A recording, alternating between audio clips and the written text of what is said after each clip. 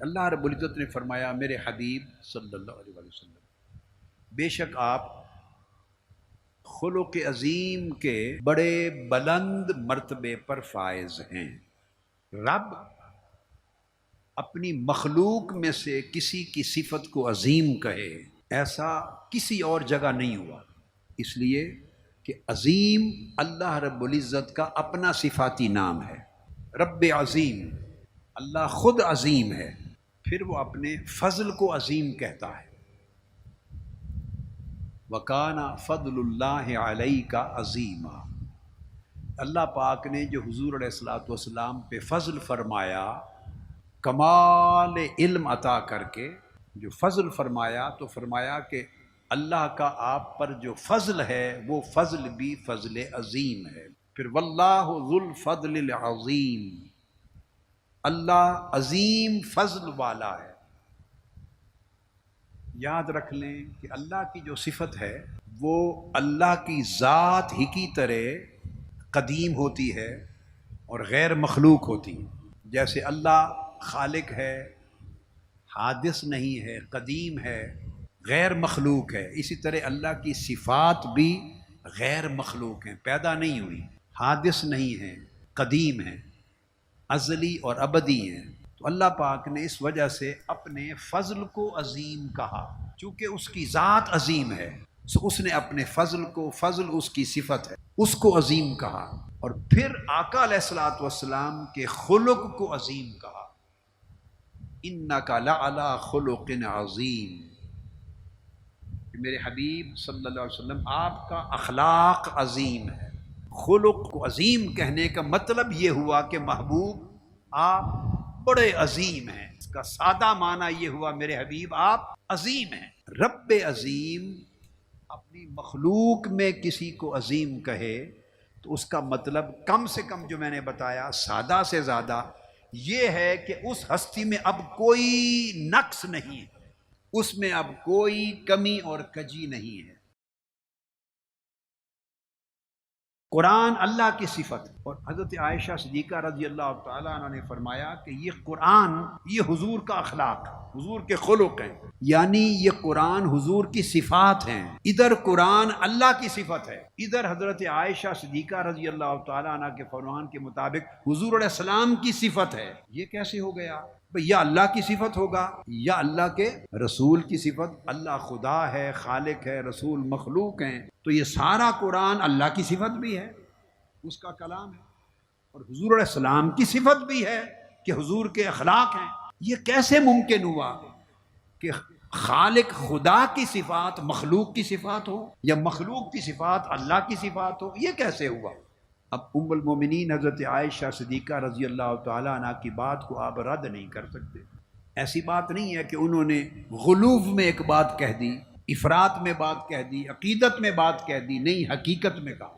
آقا علیہ السلام پر اس آیت کے ذریعے کچھ صفات الہیہ کا نزول ہوا، اللہ کی صفتوں کا، اور جن پر نزول ہوا ان کی اپنی ذاتی صفات بھی تھیں پہلے سے جو اللہ نے بنائی تھی، اوپر آیات قرآنی کی شکل میں اللہ کی صفات ان کے اوپر وارد ہوئی۔ اب دو صفات اکٹھی ایک جوہر پہ رہ نہیں سکتی کہ خالق کی صفات بھی رہیں اور مخلوق کی صفات بھی رہے، ایک کو رہنا ہے ایک کو جانا ہے۔ تو اللہ نے جو صفات الہیہ اپنی صفات مقدسہ اتاری اپنی آیات مبارکہ کی شکل میں، وہ تو آ گئیں، وہ تو اب جائیں گی نہیں۔ تو آقا علیہ السلام کے وجود پر ایک ایک صفت اللہ کی جب اترتی تھی، وہ اپنا رنگ جماتی تھی، تو آقا علیہ السلام کی اپنی ذاتی صفت جو پہلے سے تھی اس کا رنگ چلا جاتا تھا، ذاتی شخصی صفت مٹا دی جاتی تھی، محو کر دی جاتی تھی، اور اس جگہ اللہ کی صفت ثبت کر دی جاتی تھی، اپنی صفت کا رنگ مٹا دیا جاتا تھا اور اس مقام پر اللہ کی صفت کا رنگ چڑھا دیا جاتا تھا۔ اس طرح ایک ایک صفت الہیہ اترتی گئی اور اس کا رنگ چڑھتا گیا، آقا علیہ السلام کی ذاتی شخصی بشری صفات اترتی گئیں، اترتے اترتے 23 برس جب مکمل ہوئے، ادھر قرآن مجید کا نزول مکمل ہو چکا تھا، اللہ پاک نے اپنی جتنی صفات قرآن کی شکل میں اتارنی تھی وہ اتار دی تھی، اور وہ جب قرآن کا نزول مکمل ہوا اور ہر آیت اللہ کی کئی صفتوں کا رنگ ذات مصطفیٰ پر، شخصیت مصطفیٰ پر، مزاج مصطفیٰ پر، طبیعت مصطفیٰ پر اللہ کی صفات کا رنگ چڑھتا گیا اور آقا کا ذاتی رنگ، بشری رنگ اترتا گیا۔ جب قرآن مکمل ہوا تو وجود مصطفیٰ کا تھا، صفات خدا کی تھی۔ جب یہ ملاپ ہو گیا، مخلوق کے اعظم کے وجود سے صفات الہیہ چڑھ گئیں، تو تب حضرت عائشہ صدیقہ نے کہا تم نے قرآن نہیں پڑھا؟ تم مجھ سے پوچھتے ہو کہ حضور کے اخلاق کیا تھے؟ حضرت عائشہ صدیقہ رضی اللہ تعالیٰ عنہ کے جواب کا معنی حقیقت میں یہ ہے، وہ اس کو فرما رہی ہیں حضور کے اپنے اخلاق رہے کہاں تھے؟ تم پوچھتے ہو رسول اللہ کے اخلاق کیا تھے؟ ارے رسول اللہ کے اپنے اخلاق رہے کہاں تھے؟ حضور کی اپنی عادات رہی بچی کہاں تھی؟ حضور کے اپنے آداب بچے کہاں تھے؟ حضور کی اپنی صفات بچی کہاں تھی؟ وجود مصطفیٰ کا رہ گیا تھا، صفات حضور کی نہیں تھی۔ جاننا چاہتے ہو کیا تھی؟ قرآن کو پڑھ لو۔ نعمان بن بشیر رضی اللہ تعالیٰ عنہ روایت کرتے ہیں، فرمایا کہ اگر محمدی رنگ چڑھانا چاہتے ہو تو شرط یہ ہے کہ مسلمان، اور جب آپ چھوٹی برادری میں اور آ جاتے ہیں تو پھر رفقا، احباب، اعزاء اقارب، دوست اور احباب، اس تحریک کے رفقا، وابستگان، یہ چھوٹے دائرے ہیں۔ آقا علیہ السلام جب بات کریں گے تو حضور کا قبیلہ تو پوری امت ہے، پھر پوری انسانیت ہے، پھر پوری کائنات ہے۔ تو آقا علیہ السلام کی بھی سطح ہیں، دائرے ہیں۔ تو آقا علیہ السلام نے امت کے لیے فرمایا مثل المؤمنین فی توادہم و تراحمہم کمثل الجسد الواحد۔ مسلمان کی تعریف یہ ہے، مسلمان کی، کہ جو مسلمان ہیں وہ ایک دوسرے کے ساتھ محبت کرتے ہیں، اور اب یہ اصول کم سے کم رفقا اپنائیں، معتکفین اپنائیں، اراکین اور وابستگان اپنائیں، اس مشن سے، تحریک سے تعلق رکھنے والے اپنائیں، اپنے دوست احباب آپ کے وہ اپنائیں، جو تعلق رکھتے ہیں دنیا میں آپ کے ساتھ وہ اپنائیں۔ ان سب دائروں پر اس اصول کا اطلاق کرتے چلے جائیں، حتیٰ کہ سارے پاکستانی اپنائیں، پھر پوری امت مسلمہ کے افراد اپنائیں۔ ایک دائرے سے شروع کریں، پھر بڑھاتے چلے جائیں۔ جب ایک دائرے میں آپ پختہ ہو جائیں، حق ادا کر لیں، پھر دائرہ آگے بڑھائیں، پھر اور بڑھائیں، پھر اور بڑھائیں۔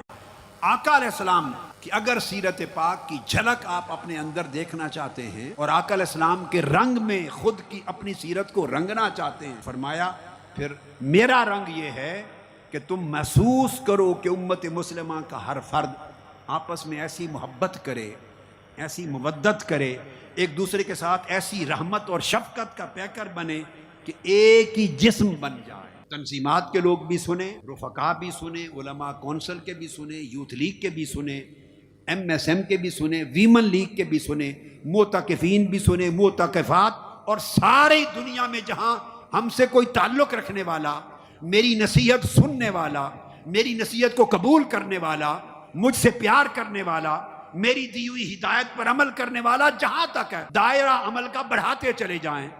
اصول یہ ہے کہ آقا نے فرمایا آپس میں تعلق، اے مسلمانوں، اے رفقا، اے دوست احباب، اے متعلقین، آپس میں تعلق تمہارا ایسے ہو کہ سارے مل کر ایک جسم کی طرح رہو۔ اذا اشتکا عضو منہ تداعی لہ سائر الاعضاء بالحمى والسہر۔ اگر جسم کے کسی ایک حصے کو تکلیف ہو، تھوڑا نکل آئے، زخم ہو جائے، تو درد سارے جسم کو ہوتی ہے۔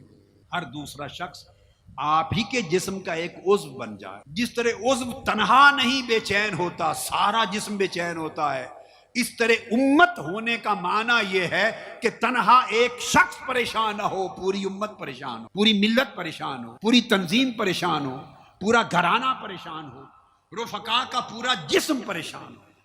یہ کیفیت اپنے اوپر وارد کریں تو آقا السلام نے فرمایا کہ سمجھے آپ کا میرے ساتھ رشتہ قائم ہو۔ وہ یہ جو گھرانہ ہے منہاج القرآن، یہ جو غلامان مصطفیٰ کا، عاشقان رسول کا، یہ حضور کے غلاموں کا منہاج القرآن کے عنوان کے نیچے جو گھرانہ ہے، پوری دنیا میں کم سے کم اس دائرے سے تو شروع کرو۔ اور پاکستان جو ایک گھرانہ ہے، پاکستانیوں جو سن رہے ہیں، اس اپنے پاکستان کے گھرانے کے دائرے سے تو شروع کرو. محلہ ایک گھرانہ ہے تو پڑوسی کے دائرے سے تو شروع کرے. رشتہ دار گھرانہ ہے، ایک گھر دوسرا خونی رشتوں کے دائرے تک تو یہی درد محسوس کرو.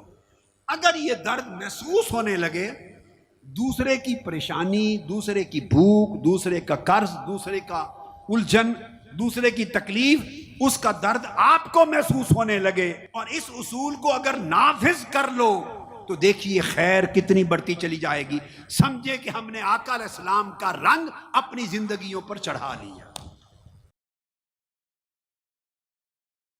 ہم ایک دوسرے سے بیگانہ ہو گئے.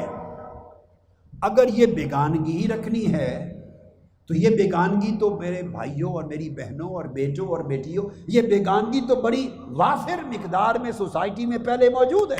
اگر منہاج القرآن کے سائے میں آ کر بھی ایک دوسرے سے بیگانہ رہنا ہے تو کیا ضرورت ہے آنے کی؟ چھوڑ دو، رفاقت کے فام پھاڑ دو.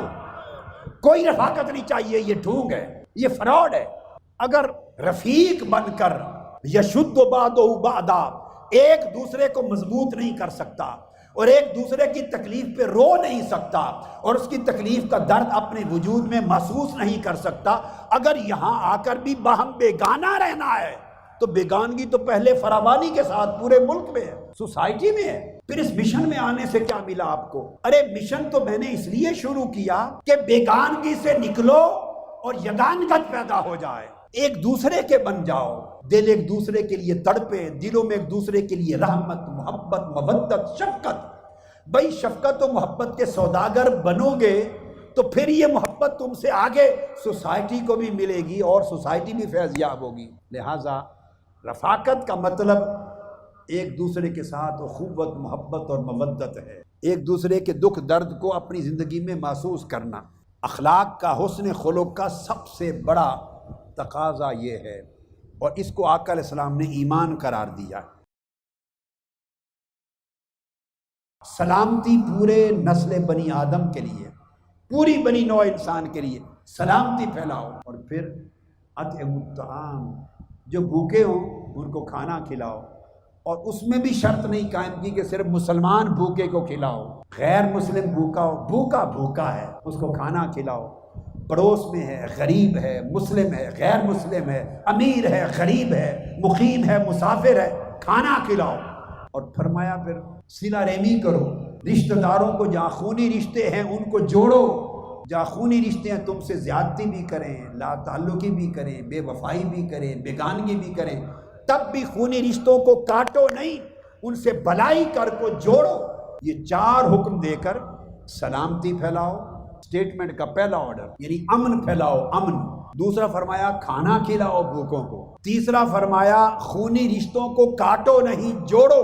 یہ 3 احکام فرما کر چوتھا حکم فرمایا وَصَلُّوا بِاللَّيْلِ وَالنَّاسُ نِيَامٌ، اور رات کے وقت جب لوگ سوئے ہوئے ہو تو نماز پڑھا کرو. آقا علیہ السلام نے اللہ کے حضور سجدہ ریزی کرنے کا جو عمل ہے رات کی عبادت کا، اس کو بھی بھوکوں کو کھانا کھلانے کے بعد ذکر کیا ہے، امن اور سلامتی پھیلانے کے بعد ذکر کیا ہے، خونی رشتوں کو جوڑنے کے بعد ذکر کیا ہے. تو بتائیے دین میں ترتیب کون سی ہوگی، جو حضور دیں یا ہم دیں؟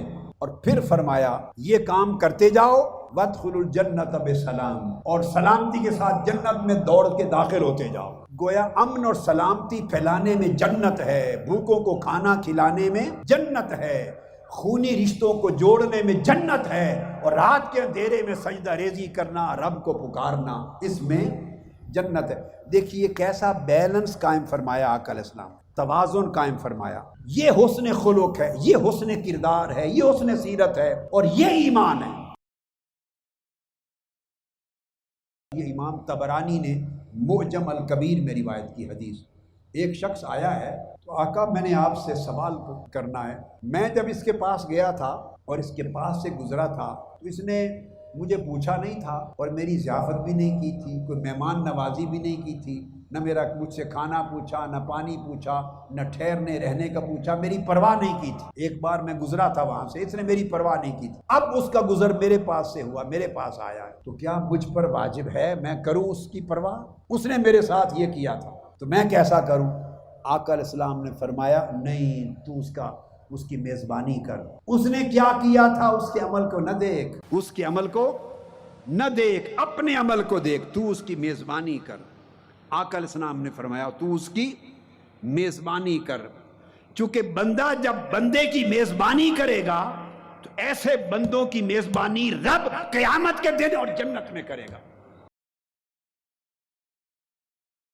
تو آقا علیہ السلام کی تعلیم یہ تھی کہ بھائی کا دل رکھنے کے لیے نفلی روزہ بھی توڑ دو، یہ آقا علیہ السلام کا فرمان، یہ ہے حضور کی سیرت۔ پھر حضرت عبداللہ بن عمر رضی اللہ تعالیٰ عنہ اس کا بھی ارشاد ہے، فرمایا اذا دخل احدکم علی اخیہ المسلم فاراد ان یفطر فلیفطر۔ آقا نے فرمایا، عام امت کو تعلیم دی کہ تمہارا کوئی بھائی تمہارے لیے کھانا تیار کرے اور دعوت دے اور تم جاؤ اور بھائی کی خواہش ہو کہ کھانا کھا لو، آقا نے فرمایا فلیفطر، خواہ 1 گھنٹہ ہی کیوں نہ رہتا ہو، ظہر کا وقت ہو، تمہارے بھائی کی خواہش ہو کہ کھا لو، فرمایا روزہ افطار کر دو وہیں اور بھائی کا دل نہ توڑو۔ یہ آپ اندازہ کر لیں، آقا علیہ السلام یہ کنسرنز، یہ احساسات، یہ جذبات ہمارے اندر پیدا کرنا چاہتے ہیں، یہ اخلاق ہمیں دینا چاہتے ہیں۔